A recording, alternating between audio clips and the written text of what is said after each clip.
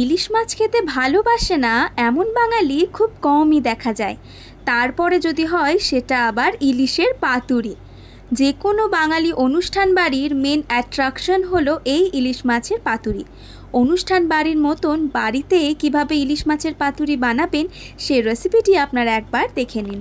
পরিষ্কার করে কেটে নেওয়া ইলিশ মাছের পিসগুলোই সর্ষের তেল, স্বাদমতো নুন, হলুদ মাখিয়ে রাখবেন 10 থেকে 15 মিনিট মতন।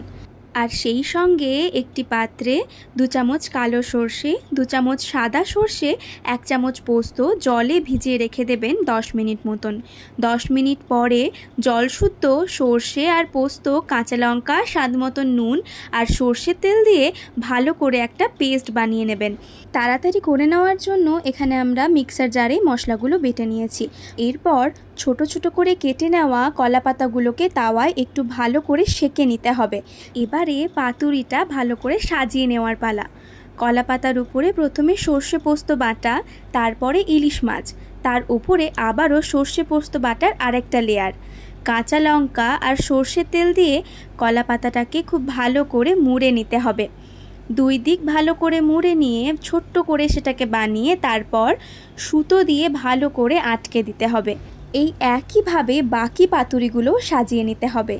আর সুতো দিয়ে কলা পাতাগুলোকে বেশ শক্ত করে আটকে নিতে হবে।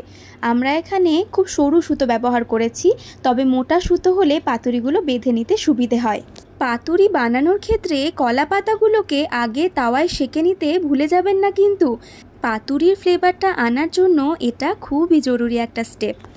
কলা পাতায় মাছগুলোকে মোড়া হয়ে গেলে তাওয়ায় তেল ব্রাশ করে নেবেন। এখানে সর্ষের তেলই আমরা ব্যবহার করেছি।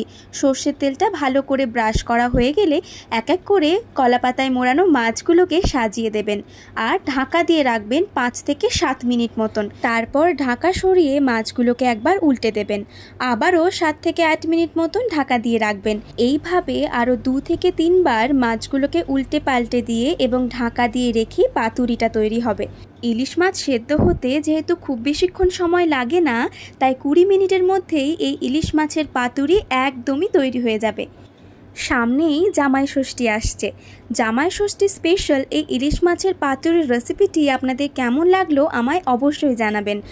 আর আপনারাও বাড়িতে বানিয়ে ফেলুন এই রেসিপিটি, কারণ গরম ভাতে ইলিশ মাছের পাতুরি খেতে অসাধারণ লাগবে। আর এমনিতেই এখন অসময়ে বৃষ্টি পড়ছে, ইলশে গুঁড়ি বৃষ্টি সঙ্গে গরম ভাত আর ইলিশ মাছ, আহা, এসাদের ভাগ হবে না। ও আরও একটা কথা, এটা তো গেল ইলিশ মাছের পাতুরির রেসিপি। খুব তাড়াতাড়ি নিয়ে আসবো নিরামিষ পাতুরির আরেকটি রেসিপি।